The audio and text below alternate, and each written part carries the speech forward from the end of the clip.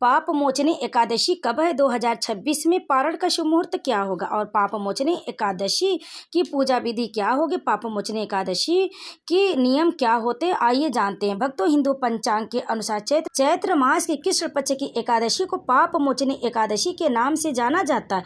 पाप मोचनी यानी पापों से छुटकारा दिलाने वाली एकादशी। इस दिन श्री हरि विष्णु की विधिवत पूजा करने के साथ व्रत रखने का विधान है।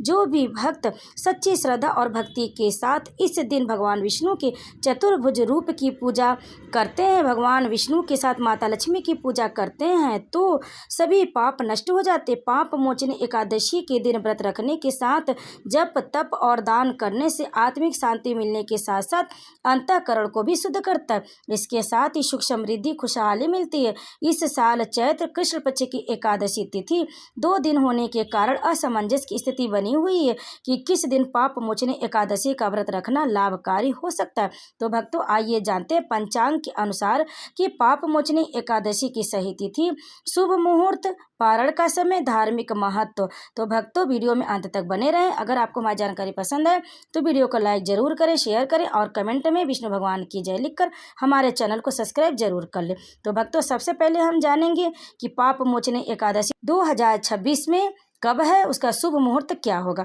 दृक पंचांग के अनुसार चैत्र माह के कृष्ण पक्ष की एकादशी तिथि 14 मार्च को सुबह 8:10 से आरंभ हो रही है, जो 15 मार्च को सुबह 9:16 तक समाप्त हो रही है। ऐसे में पाप मोचनी एकादशी 2026 में व्रत 15 मार्च 2026 रविवार को रखा जाएगा। इसके साथ ही व्रत का पारण 16 मार्च को 2026 में किया जाएगा। तो भक्तों, अब आइए जानते हैं कि पारण का शुभ मुहूर्त क्या होगा पाप मोचनी एकादशी व्रत के।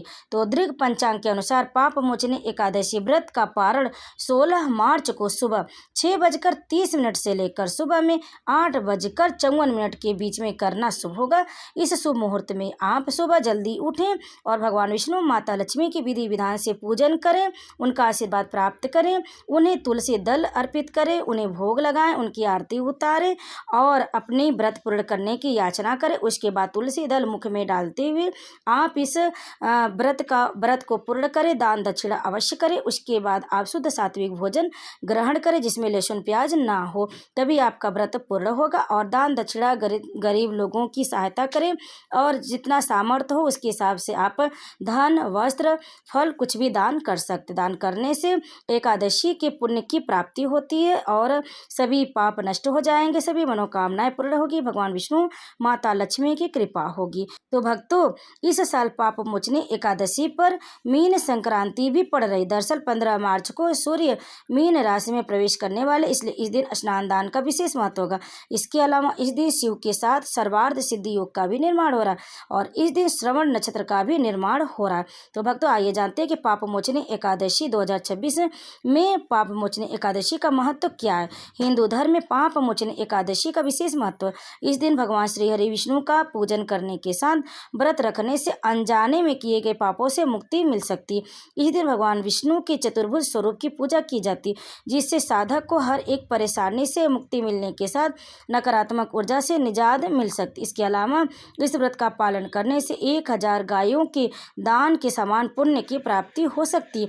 इस दिन दान करने से अच्छे पुण्य की प्राप्ति होती है। भक्तों, अब आइए जानते हैं कि पाप मोचनी एकादशी पर इन मंत्रों का जाप करें।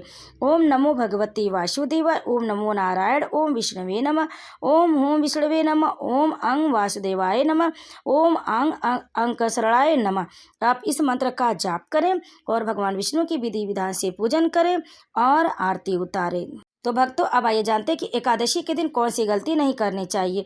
भक्तों, इस दिन कुछ गलतियों को करने से जरूर बचना चाहिए। अगर व्रत और पूजा का पूरा फल चाहिए तो इसके लिए यह बात ध्यान में रखनी चाहिए कि कोई भी गलती ना करे।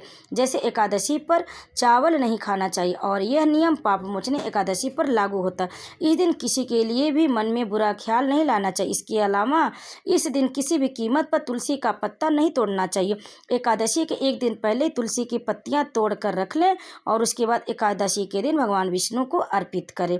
ध्यान रखें कि आपको एकादशी के दिन तुलसी की पत्तियां और तुलसी के पौधों को छूना नहीं है। भक्तों, अब आइए जानते हैं कि पाप मोचनी एकादशी की पूजा विधि। भक्तों, पाप मोचनी एकादशी की पूजा काफ़ी आसान। इस दिन भगवान विष्णु के खास चतुर्भुज स्वरूप की आराधना होती है। आपके पास जो भी प्रतिमा है भगवान विष्णु की, आप उसी प्रतिमा को स्वच्छ करें, गंगा जल से स्नान कराएं। उससे पहले आप स्नान करके स्वच्छ वस्त्र पीले रंग के कपड़े धारण करें। फिर उसके बाद आप एक चौकी पर भगवान विष्णु की प्रतिमा को स्थापित करें, फूलों का आसन दे दें।